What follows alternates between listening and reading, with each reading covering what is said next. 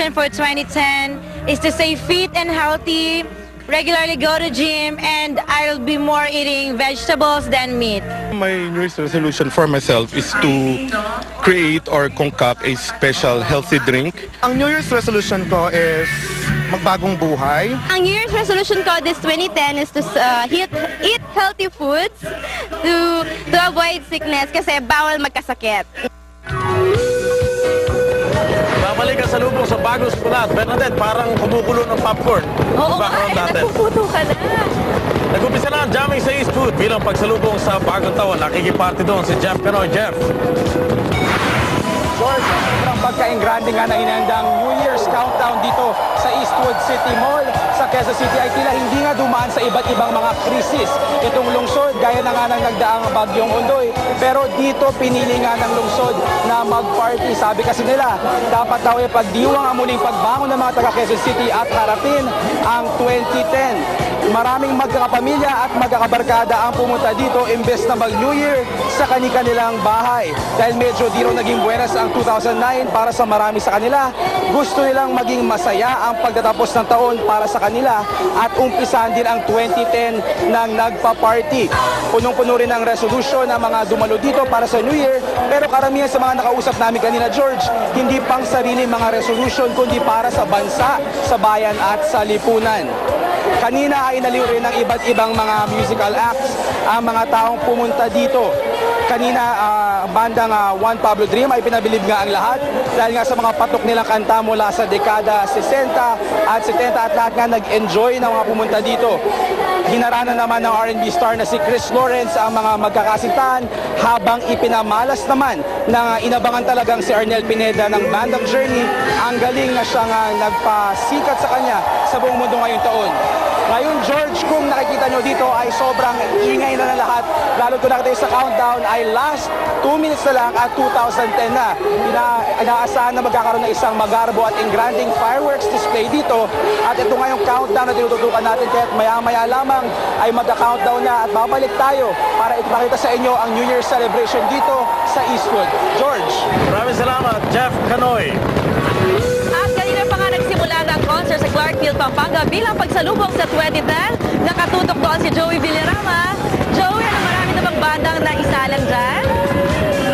Bernadette, napakataas na ng energy level ng mga tao rito habang inaantabayan na ng grand fireworks display na magaganap ilang minuto mula ngayon. Sa ngayon, inaaliw muna ng ating local band ang mga tao na narito ngayon sa isinet up the dance floor.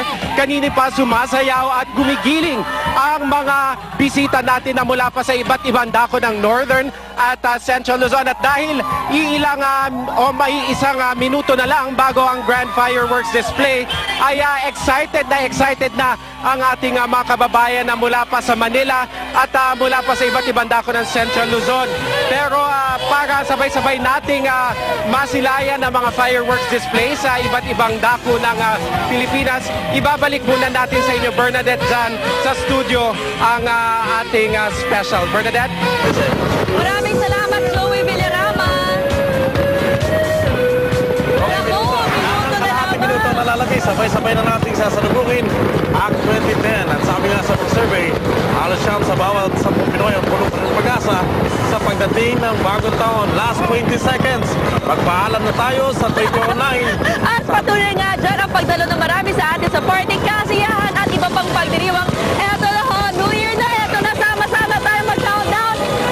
7, 6, 5, 4, 3, 2, 1. Happy New Year! Happy New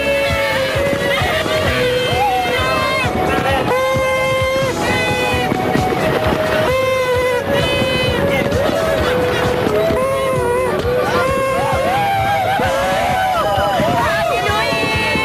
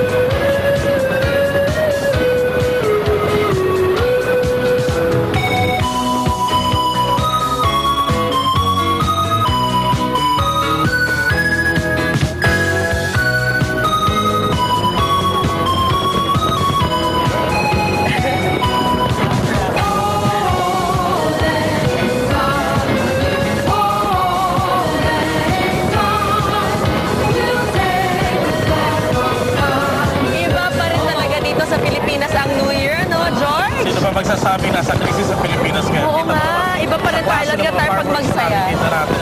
Totoo yan. Haharapin ng Pinoy ang bagong hamon ng 2025.